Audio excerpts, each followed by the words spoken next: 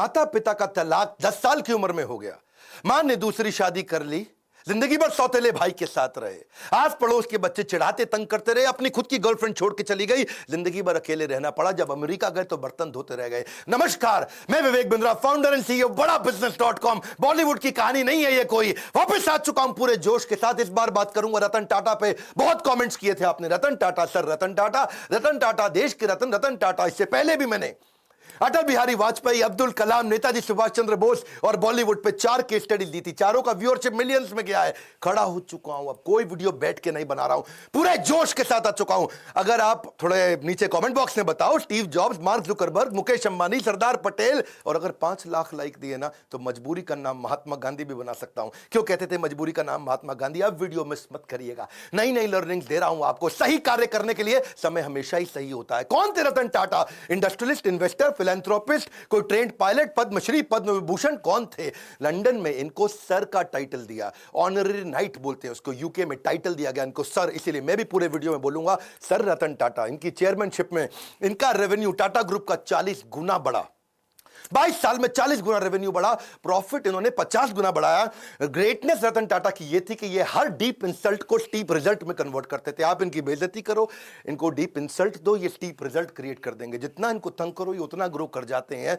90% startup 5 साल में fail हो जाते हैं इंडिया में। 90% स्टार्टअप 90% 5 साल में फेल हो जाते हैं। केवल बचे हुए 5% स्टार्टअप है जो अगले 10 साल तक चल पाते हैं, और 0.01% कंपनियां जो 100 साल तक चलती हैं। टाटा ग्रुप ऐसी कंपनी है जो 150 से ज्यादा साल से चल रही है। आज टाटा ग्रुप इतना बड़ा हो गया कि इनकी 100 से ज्यादा कंपनियां 100 से ज्यादा देशों में चल रही हैं। हाईएस्ट मार्केट कैपिटलाइजेशन है आज पूरे देश के अंदर इनका। टीसीएस अकेली इतनी बड़ी है कि पूरा पाकिस्तान स्टॉक एक्सचेंज एक तरफ और टीसीएस का मार्केट कैप एक तरफ। दोबारा सुन लो, पूरा पाकिस्तान, पूरा उसका पाकिस्तान स्टॉक एक्सचेंज एक तरफ, उनका टोटल मार्केट कैप पूरे देश की सारी कंपनियों का, और हमारी टीसीएस एक तरफ। ये है रतन टाटा। 4% अकेले जीडीपी को कंट्रीब्यूट कर रहे हैं। ये 50,000 करोड़ के लगभग का टैक्स कंट्रीब्यूट करते हैं एक साल का। पूरा आसाम, हिमाचल प्रदेश, उड़ीसा, गोवा मिला के इतना टैक्स कलेक्ट नहीं करता जितना टाटा ग्रुप अकेला देश को टैक्स देता है। आज हम सबके पास सुविधाओं में टाटा ग्रुप का बहुत बड़ा रोल है। 28 दिसंबर 1937 को पारसी श्री रतन टाटा, सर रतन टाटा, आज 83 साल के हो चुके हैं। कॉर्नेल यूनिवर्सिटी यूएस में हार्वर्ड में पढ़े हैं। पिता नवल टाटा, मां सुनी टाटा। आपस में उनका डिवोर्स हो गया तो ये दादी नावजी भाई टाटा के साथ रहे। 1962 में अमेरिका से जब लौट के आए इंडिया में तो उनकी पहली नौकरी टाटा स्टील में लगी जमशेदपुर के अंदर, और उस समय सारे मजदूरों के साथ रहते थे, शॉप फ्लोर पे रहते थे, उनके साथ ही डॉर्मेट्री में सो जाया करते थे, खाना भी लाइन में लग के कैफेटेरिया में उनके साथ लंच किया करते थे। इन्होंने पूछा गाड़ी मिलेगी? उनको बोला गया गाड़ी नहीं मिलेगी आपको, साइकिल पे आया करो अच्छा रहेगा। बोला साइकिल, अच्छा मैं समझ गया। तो ये पैदल ही आने लगे, साइकिल पे भी नहीं आए। अपनी लीडरशिप में इन्होंने टीसीएस को लिस्ट किया, पब्लिक गए। टाटा मोटर्स को उन्होंने न्यूयॉर्क स्टॉक एक्सचेंज में लिस्ट किया ताकि इंटरनेशनल पावर और रिकॉग्निशन मिल सके। As a chairman of Tata group उन्होंने बहुत सारी foreign companies, Tetley, Daewoo commercial vehicle, Corus group steel के लिए, जैगवार लैंड रोवर की कहानी तो आपको पता ही है। वो मैं बिल फोर्ड की कहानी, इनकी टाटा और बिल फोर्ड की बेइज्जती की कहानी पहले कवर कर चुका हूं कि कैसे इनकी बिल फोर्ड ने बेइज्जती करी थी। जब ये अपनी कंपनी बेचने डेट्रॉइट गए तो उन्होंने कहा तुम पे एहसान कर रहा हूं। रतन टाटा ने अपनी कंपनी बेची नहीं। बाद में बिल फोर्ड इनके पास डेट्रॉइट से मुंबई आए, बोले आप हमारी कंपनी खरीद के एहसान कर रहे हैं। तब इन्होंने जैगवार लैंड रोवर ली थी।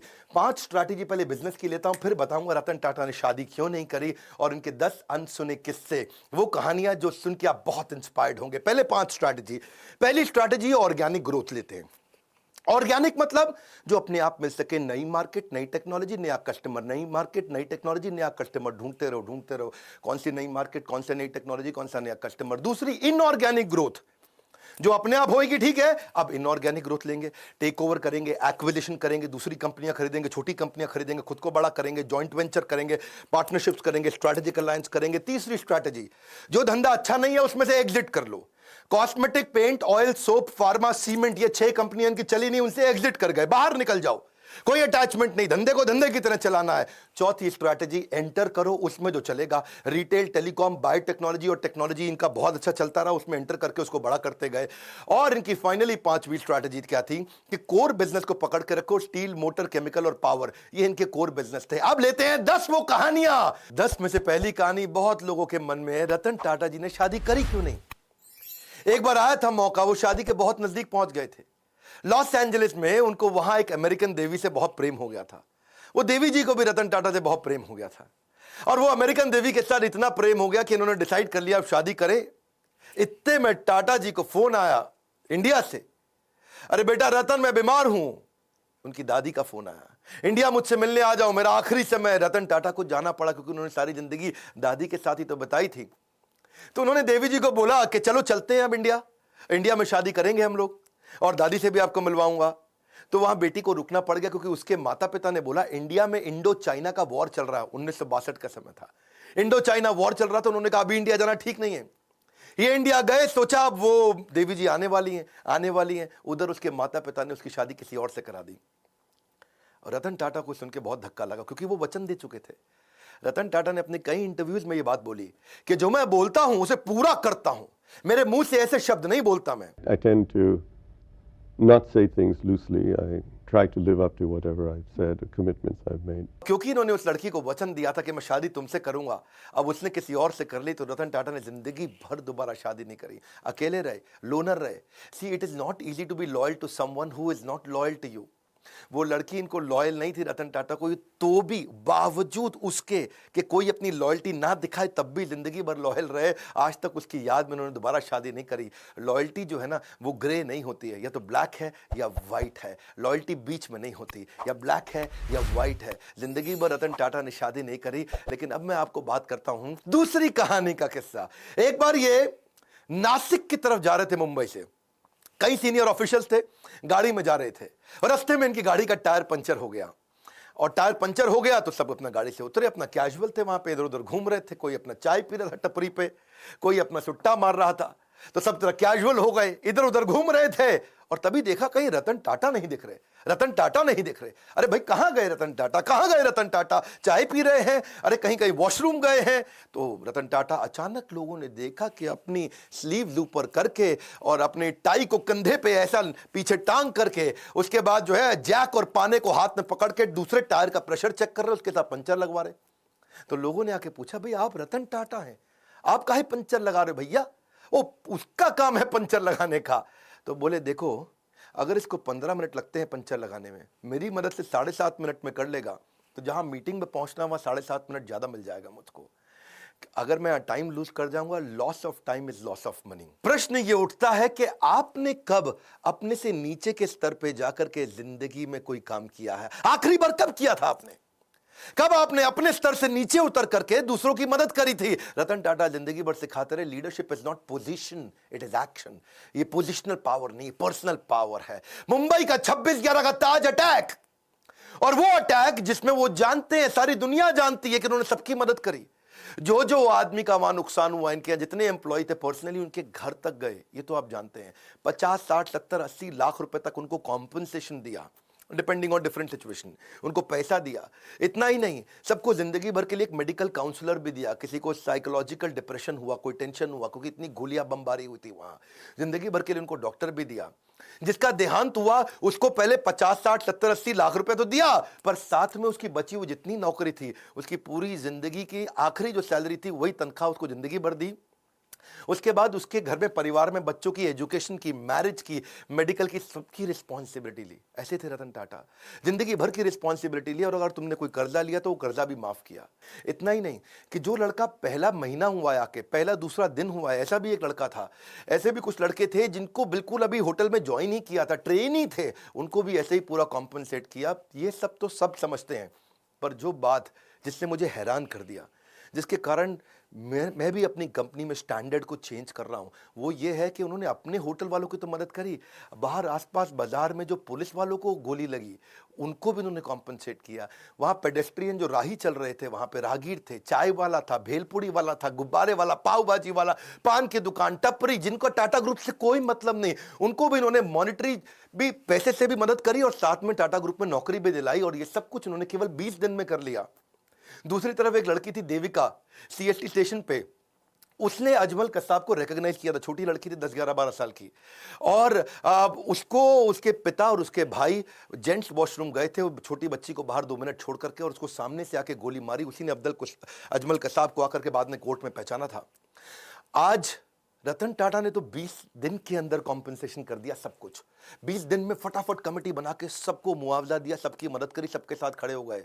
और तब 2008 से 2020 हो गया, एक 20 दिन एक 2020, 20 डेज 2020। आज 2020 तक उस लड़की को कोई कॉम्पनसेशन नहीं मिला। इनफैक्ट मछुआरे थे कहीं, मैं अभी इकोनॉमिक टाइम्स में खबर पढ़ रहा था, वो मछुआरों को आज 12 साल के बाद कॉम्पनसेशन मिला। मतलब सरकार को जितना समय लगता है, टाटा को कभी समय नहीं लगता। करुणा के लिए कारण की जरूरत नहीं पड़ती। यदि आप दूसरों को प्रसन्न देखना चाहते हैं तो करुणा का भाव रखिए, और अगर खुद को प्रसन्न देखना चाहते हैं तो भी वही करना है, तो भी करुणा का भाव रखना है। देखिए, ये ऐसे व्यक्ति थे जो वैल्यू को वैल्यू किया करते थे, वैल्यूज को ही used to value the values. चौथी कहानी, हार्वर्ड के अंदर अब सब लोग सोचने लगे कि भाई हम क्राइसिस मैनेजमेंट सिखाते हैं, 26/11 में सबसे बड़ा क्राइसिस था, और तब वहां के प्रोफेसर ने सोचा कि भाई हम केस स्टडी सिखाते हैं क्राइसिस मैनेजमेंट की। तो उन्होंने अपने 2 प्रोफेसर्स को भेजा कि जाके इंडिया में पता लगाओ कि रतन टाटा की ये कंपनी टाटा ग्रुप में जो होटल था, होटल के कर्मचारी इतने कमिटेड कैसे थे, कैसे अपनी जिंदगी को दांव पर डाल के दूसरों को बचाने में लगे थे। आपको तो पता है ना, वहां एक जनरल मैनेजर भी था, करमबीर सिंह, 1 साल पुराना जनरल मैनेजर था, और उसने क्या देखा, मतलब उसकी वाइफ और उसके बच्चे उसी होटल में रुके हुए थे, और उसको पता चला, खबर मिली कि उसकी वाइफ की डेथ हो गई है वहीं पे, जो नीति थी उसकी वाइफ, और उसका बेटा उदय और समर, एक की उम्र 14 साल, एक की 5 साल, वो होटल के अंदर है जनरल मैनेजर करमबीर सिंह, और ऊपर फ्लोर के अंदर एक स्वीट कमरे के अंदर उनके बच्चे और उसकी बीवी की डेथ हो गई। लेकिन वो रुका नहीं, क्योंकि आग लग गई थी वहां कमरे में। वो रुका नहीं, वो सुनने के बावजूद वो दूसरे गेस्ट को बचाने में लगा रहा। इतना ही नहीं, उनके अलावा यंग ट्रेनी थे बहुत सारे, वो भी गेस्ट को बचाने में लगे रहे, वो भी खुद वहीं रुक रहे, उनको गेस्ट को भेजते रहे होटल के अंदर। टेलीफोन ऑपरेटर फोन करके बता रहा है कि अब निकलो, अब रुको, अब निकलो, अब रुको। रिसेप्शनिस्ट जो स्टाफ थी वहां पे, वो भी ह्यूमन शील्ड बना बना करके गेस्ट को निकालने में लगे हैं। सब लोग हैरान थे। हार्वर्ड बोला कि यार एम्प्लॉइज में ऐसा है क्या, इनके ये क्या भरते हैं, कौन सा इंजेक्शन लगाते हैं कि इनके एम्प्लॉय कोई आर्मी के अफसर थोड़ी है कि अपनी जिंदगी दांव पर लगा दी। भाई सबसे पहले तो आदमी अपने को बचाता है, खुद निकलता है, लेकिन इनके सारे एम्प्लॉय, ताज मालदीव्स का भी था ना ताज, वहां पे भी सुनामी आया था 2004 में, उधर भी इन्होंने यही किया था। तो वो सोचे कि भाई ताज होटल के एम्प्लॉय ऐसे हैं कैसे। तो देश पांडे और रैना, ये 2 आदमी हार्वर्ड से आए रिसर्च करने इंडिया में। तो पहले सोचा भाई सिंपल सी बात है, आप लोग भी सोच रहे होंगे कि इनकी ट्रेनिंग बड़ी अच्छी होती होगी, इनका ह्यूमन रिसोर्स अच्छा होगा, इनके मैनुअल अच्छे होंगे।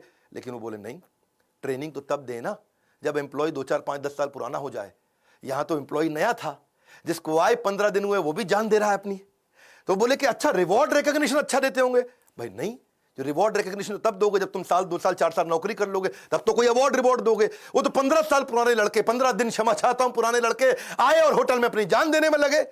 तो ये कह रहे हैं कि क्या चक्कर है, टाटा ग्रुप के होटल में कोई आदमी आता है तो अपनी जान देने को तैयार हो जाता है, पर ग्रुप के लिए, टाटा के लिए काम करता है, क्या चक्कर है। तुमने कहा भाई रिज्यूमे अच्छा था, इनका एक्सपीरियंस अच्छा था, पता चला वो भी नहीं।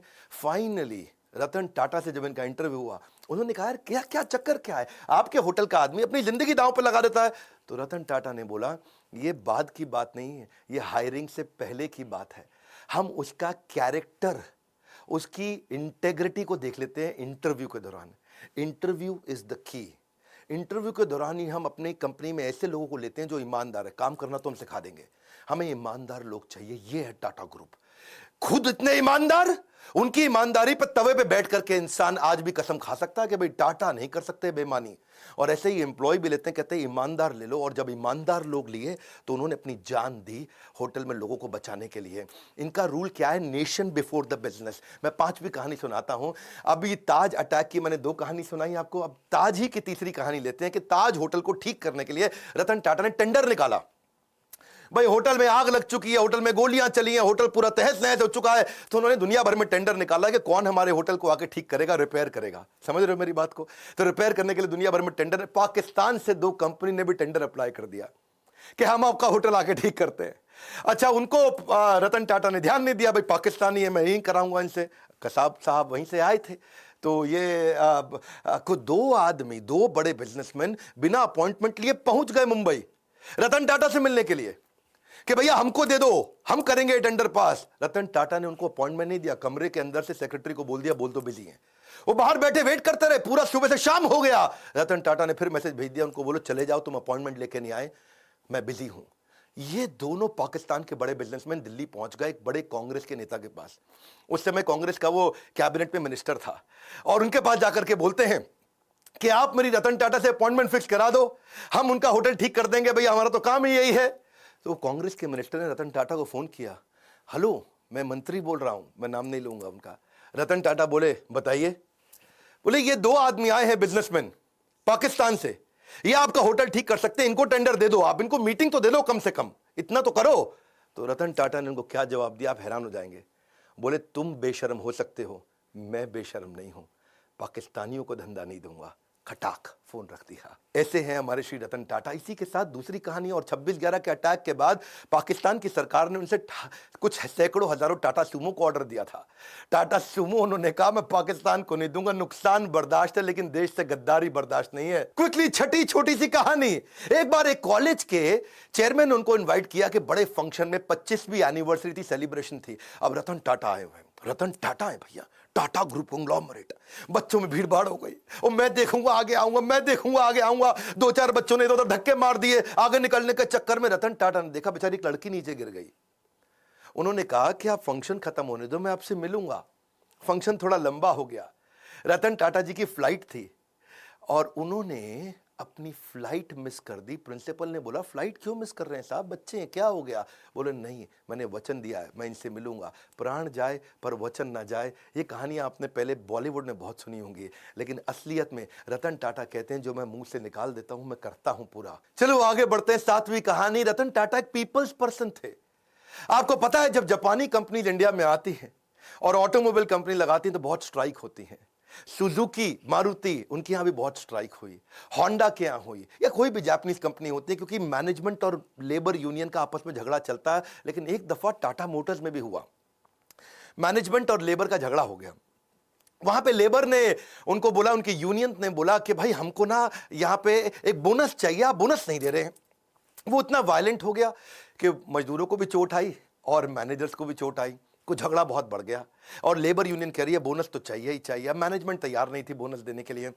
आप समझना, क्योंकि मैंने तो ऑटोमोबाइल कंपनी में बहुत काम किया, मारुति ने मुझको हर साल बेस्ट ट्रेनर इन इंडिया का अवार्ड दिया है, तो मैं तो इनको जानता हूं। इनको बोलते हैं basically long term settlement. Long term settlement होता है 4 साल का, जिसमें तय किया जाता है कितना बोनस दिया जाएगा। और मैनेजमेंट तय कर चुका था, पर रतन टाटा आए, उन्होंने आके कहा कि मैं लेबर से सबसे मिलता हूं, और यूनियन से मिले। वहां उनके बीच में जाकर के जमीन पे बैठ गए और उनके साथ बैठ करके बोले कि आप ठीक कह रहे हैं, बोनस तो मिलना चाहिए, आपने खून पसीना बहाया है। जाके मैनेजमेंट को समझाने लगे रतन टाटा कि भाई इनको बोनस दो। अब मैनेजमेंट बोली सर हम ऑटोनोमस बॉडी है, हम डिसाइड करेंगे, हमारे हिसाब से बोनस नहीं देना चाहिए। रतन टाटा अड़ गए, बोनस दो, आपको देना चाहिए। मैनेजमेंट बोली आप जबरदस्ती करेंगे तो हम दे देंगे, लेकिन इनको देना बनता नहीं है। रतन टाटा बोले देखो मेरी रिक्वेस्ट है, इनको बोनस दो। अब वहां सारे मजदूर देख रहे हैं, पहली बार भी रतन टाटा खुद आए, आके मैनेजमेंट से लड़ रहे हैं। ऐसा साइकोलॉजिकल टर्न अराउंड हुआ कि उसके बाद खुद ही सारे की सारी लेबर यूनियन ने आकर के बोल दिया कि अब हमको बोनस नहीं चाहिए, रतन टाटा आकर के हमसे लड़े, इतना ही काफी है। 8वीं क्विकली कहानी, रिवॉर्ड द फेलियर। इन्होंने अपने टाटा नैनो के फेलियर से एक चीज सीखी कि क्या, कि try frugally and fail fast. वो उन्होंने कल्चर ही बना दिया। तब रतन टाटा ने आकर सबको सिखाया कि भाई ऐसा करते हैं, हम फेलियर को रिवॉर्ड करते हैं, छोटे छोटे फेलियर होने दो। उन्होंने एक एनुअल कॉन्टेस्ट ही लॉन्च कर दिया टाटा ग्रुप में। कहता चलो एक कॉन्टेस्ट लॉन्च कर देते हैं, मैं जो सबसे बढ़िया फेल्ड आइडिया होगा उसको रिवॉर्ड दूंगा, ताकि लोग मेहनत तो करें, और जितना बढ़िया फेल्ड आइडिया होगा मैं उसको, तो ताकि छोटे छोटा मेहनत करो, छोटी छोटी फ्रूगल, बहुत बड़े फेलियर मत करो, छोटे फेलियर जल्दी जल्दी करो, जल्दी जल्दी सीखो, it will spark your innovation. तो रतन टाटा का मैसेज था कि failure is a gold mine for the company. अब उन्होंने कई सारे फेलियर फिर देखे कि आने लगे, वो बहुत वैल्यूएबल थे। इन्होंने एक वहां पे स्टूडेंट्स ने छोटा आइडिया फेल किया, लेकिन बहुत अच्छा था कि छोटा ट्रक क्या 3 व्हीलर को रिप्लेस कर सकता है। ये इस पे भी टाटा ग्रुप ने ट्राई किया। ऐसा नहीं है कि टाटा की 100 से ज्यादा कंपनियां ऐसे ही बन गई, कई आइडियाज पे छोटे छोटे फेल करते हैं, लेकिन कम खर्चे में फेल करके सीख जाते हैं। एक इन्होंने चीप वाटर फिल्टर भी बनाया, उसका नाम रखा था द स्वच्छ। उसमें राइस हस्क होता है ना, चावल का भूसा, उसी से बनाने का प्रयास किया। एक प्रोटोटाइप भी बनाया $500 के अंदर। कितना? $500 में, यानी कि लगभग 30-40 हजार रुपए के अंदर क्या एक मकान को खरीदा जा सकता है दुकान से। किसी दुकान पर जाओ, मकान खरीद के ले आओ, क्या? हाँ, 40,000 रुपए का मकान खरीदो तो डिसमेंटल करके मकान को जाकर के वापस फिट कर दें, ऐसा छोटा सा मकान बना सकें, उस पर भी इन्होंने काम किया। $20 के अंदर कमर्शियल ट्रैवलर्स को क्या रास्ते के अंदर अकोमोडेशन दिया जा सकता है, जो ड्राइवर वगैरह बेचारे कमर्शियल ट्रैवलर होते हैं। From error to error one discovers the entire truth. यही था रतन टाटा का फिलॉसफी के छोटे छोटे छोटे फेलियर करो, सीखो, तभी कंपनी आगे बढ़ेगी और इनोवेशन आएगा। नौवीं कहानी फिलैंथ्रोपी, ये तो उनका नाम ही है। फिलैंथ्रोपी मतलब दान देना, सेवा करना है जी। रतन सेवक टाटा, शायद इनका नाम ऐसा ही होना चाहिए था, रतन फिलैंथ्रोपिस्ट टाटा। ऐसे फिलैंथ्रोपिस्ट जो आज भी 66% के आसपास अपनी कंपनी के प्रॉफिट्स को चैरिटेबल ट्रस्ट में देके दान दे देते हैं। हेल्थ के ऊपर, न्यूट्रिशन पे, एजुकेशन पे, वाटर के कंजर्वेशन पे, डिजिटल ट्रांसफॉर्मेशन पे, गरीबों को स्किल डेवलपमेंट के ऊपर, डिजास्टर रिलीफ में, चाहे वो कोरोना हो या उससे पहले का डिजास्टर हो, कहीं बाढ़ आई हो, या फिर स्पोर्ट्स को बढ़ाने में, या बच्चों को स्कॉलरशिप देने में। देखो कॉर्नेल यूनिवर्सिटी तक चले गए, वहां भी उनको बोला कि अगर इंडियन बच्चे आएंगे, काबिल हुए, तो उनको फाइनेंशियल एड दे दो। वहां जाके कॉर्नेल यूनिवर्सिटी का पैसा दिया है, वहां से खुद पढ़ाई किया था। 100 करोड़ रुपए के आसपास तो उन्होंने आईआईटी बॉम्बे में दे दी कि Tata centre of technology design यहां बना दो। लेटेस्ट अब इन्होंने 1,500 करोड़ रुपया कोविड में दान किया। इसको देखो, पहले तो ये ना लोगों को दान दिया करते थे, बाद में उन्होंने प्रोजेक्ट बनाने शुरू कर दिए। उन्होंने रिसर्च प्रोजेक्ट को फंड किया कि बीमारी ठीक करने की जगह कुछ ऐसा कर दो कि बीमारी हो ही नहीं, है जी। जैसे अल्फ्रेड फोर्ड आए थे ना इंडिया में, उन्होंने आकर के इस्कॉन के को मायापुर में दुनिया का सबसे बड़ा मंदिर बनाने के दान दिया। तो उनको पूछा ममता बनर्जी ने, भाई फोर्ड साहब यहाँ इतना दान मंदिर बनाने को क्यों दे रहे हो? एड्स के लिए दान दे रहे थे। तो उन्होंने कहा मैं ऐसा दान दे रहा हूं जिससे एड्स होए ही नहीं। हाँ, ऐसे ही रतन टाटा क्या बोले, मैं बीमार होने पे बीमारी ठीक करने की जगह ऐसा दान देना चाहता हूं जिससे बीमारी होनी बंद हो जाए। टाटा ग्रुप फिलैंथ्रोपी में इतना आगे है। 2011 का मैं अपना पर्सनल किस्सा भी सुनाना चाहूंगा। मेरे गुरुदेव के आदेश पे उन्होंने कहा हम गरीब बच्चों को खाना खिलाना चाहते हैं। तो उन्होंने कहा कि आप टाटा ग्रुप से जाकर के मिलिए, वो बहुत दान देते हैं। तो तब अर्जुन मुंडा सांसद हुआ करते थे उन दिनों, ये मेरा पर्सनल किस्सा है, 2011 का बता रहा हूँ, जमशेदपुर से। और तब मैं उनको गया, उनके पास जाके उनको गीता के कुछ कथा सुनाई, उनको बताया यज्ञ दान तप कर्म, कि यज्ञ दान तपस्या और कर्म ये सबको करना चाहिए, पावनानि मनीषी नाम। बहुत खुश हुआ अर्जुन मुंडा अचानक भगवत गीता पढ़ते पढ़ते 15 दिन में झारखंड की सरकार पलटी, मुख्यमंत्री बन गए। बहुत खुश हुए, बोले विवेक बिंद्रा जी आपने मुझको गीता दी और मैं मुख्यमंत्री बन गया, आइए चलिए मिलते हैं। शपथ समारोह पर उन्होंने बुलाया, बोला मैं क्या सेवा कर सकता हूं? मैंने कहा मेरे लिए मत करिए, मुझको आप रतन टाटा जी से, जमशेदपुर में वहां नेरुरकर हुआ करते थे, हेमंत नेरुरकर मैनेजिंग डायरेक्टर, इनसे मिलवा दीजिए। मैं चाहता हूं गरीब बच्चों को जमशेदपुर में किचन बना दें और गरीब बच्चों को मिड डे मील के द्वारा उनको स्कूल में बुलाएं, खिलाएं। तो उन्होंने मेरी वहां मीटिंग कराई। तो मैंने जाकर के मिस्टर नेरुरकर को बताया कि हम क्या करेंगे, गाड़ियों पे आपकी टाटा एस, टाटा 407, उस पर लगा देंगे बड़ा बड़ा बोर्ड कि टाटा ग्रुप आज यहाँ गरीब बच्चों को खाना खिला रहा है और मिड डे मील का कैंपेन चलाते हैं। स्कूल के अंदर बच्चों को दाल चावल रोटी सब्जी गरम गरम खिला देंगे, इससे बच्चे स्कूल आएंगे फ्री में खाना खाने के लिए। उनको आइडिया अच्छा लगा, उन्होंने 15 करोड़ रुपया डोनेशन भी दिया। ये पर्सनली मैं उन दिनों शायद उस समय 28-29 साल का रहा हूँगा और ये मेरी लाइफ का एक बड़ा अचीवमेंट था कि मैं एक सेवा कर पाया। आज भी वो किचन चल रही है, 65,000 गरीब बच्चों को वहाँ खाना खिलाया जा रहा है। उसके ओपनिंग पे मैं गया था, इनॉग्रेशन पे कुछ फोटोग्राफ्स भी मैं आपको शेयर करूँगा। तो वहाँ मुख्यमंत्री थे, ये मैनेजिंग डायरेक्टर थे टाटा ग्रुप के। वहाँ पे आज तक कोई भी व्यक्ति दान देकर कभी गरीब नहीं बना है। No one has ever become poor by giving. देखिए, पक्षी के पीने से नदियों का पानी खत्म नहीं होता, उसी प्रकार धनी व्यक्ति के दान देने से उसका दान भी नहीं घटता। ये टाटा ग्रुप के साथ मेरा एक्सपीरियंस था। और 10वीं कहानी, विनम्रता से विश्वास। वैसे तो मन करता है सर रतन टाटा के बारे में बोलते चले जाऊं, घंटों की वीडियो बनाऊं, फैमिली ट्री पे बनाऊं, उनके सब वो परिवार शुरू से लेकर के अब तक 150 साल की हिस्ट्री बताऊं, उनके कॉर्पोरेट एक्सपीरियंस बताऊं, बिजनेस 100 से ज्यादा कैसे चलाते थे उसके बारे में बात करूं, क्या क्या नहीं बात करूं। लेकिन चलिए, समय पूरा ना पड़ता हो। एक बार वो सेमिनार में गए और एक सेमिनार में, वहां सेमिनार खत्म होने के बाद लोगों ने बोला भाई सर रतन टाटा के साथ फोटो खिंचाएं। तो सब लोग लाइन में खड़े हो गए, 3 रो बना ली उन्होंने। पहले लंबे वाले लड़के पीछे खड़े हो गए, फिर थोड़ी कम हाइट के, और नीचे बाकी जमीन पे बैठ गए। अब सर रतन टाटा की कुर्सी लगाई थी, उन्होंने कुर्सी हटवा दी, तो लोगों को लगा खड़े होंगे। अब रतन टाटा जी खड़े हुए तो उनकी हाइट लंबी है, तो पीछे वाले छुप जाएं, पीछे जाके खड़े हुए तो रतन टाटा खुद छुप जाएं। तो वो आके खुद ही जमीन पे बैठ गए। 2 मिनट तक सन्नाटा हो गया, नीचे बैठे। रतन टाटा बोला जल्दी फोटो खींच लो, ज्यादा देर नीचे नहीं बैठ सकता मैं। सर रतन टाटा है वो, विनम्रता की मूर्ति, विनम्रता से विश्वास तक। जब श्री नारायण मूर्ति जो कि इन्फोसिस के फाउंडर हैं, जब उनको बोला गया कि आप लाइफ टाइम अचीवमेंट अवार्ड दीजिए रतन टाटा को, और वो जब लाइफ टाइम अचीवमेंट अवार्ड देने गए तो अवार्ड देते ही उन्होंने पहले उनके चरण स्पर्श किए, उनके पांव छुए। ये हमारे देश की सभ्यता है, और सभ्यता से ज्यादा ये स्वयं सर रतन टाटा हैं कि कॉम्पिटिटर भी आके पांव छूता है। आप दोबारा बता दूं, ये टीसीएस चलाते हैं, वो इन्फोसिस चलाते हैं, आपस में कंपटीशन है। कॉम्पिटिटर भी जिसके पांव छुए वो है सर रतन टाटा। कोई भी गाड़ी दुनिया में चला सकते हैं, लंबरगिनी भी चला सकते हैं, लेकिन टाटा की सेडान गाड़ी चलाते हैं। इकोनॉमी क्लास में एयर एशिया के ट्रैवल करते हैं। ट्रस्ट इक्वल्स टू कल्ट, उनका कल्ट इतना ज्यादा है। एक बार क्या हुआ, सर रतन टाटा के 1 मिलियन फॉलोअर हो गए इंस्टाग्राम पे, तो वो इंस्टाग्राम पे आए, सबको धन्यवाद कर दिया कि भाई मेरे 1 मिलियन फॉलोअर हो गए, आप सबका बहुत बहुत धन्यवाद। तो वहीं एक लड़की ने नीचे कमेंट लिख दिया, कांग्रेचुलेशन छोटू। क्या छोटू?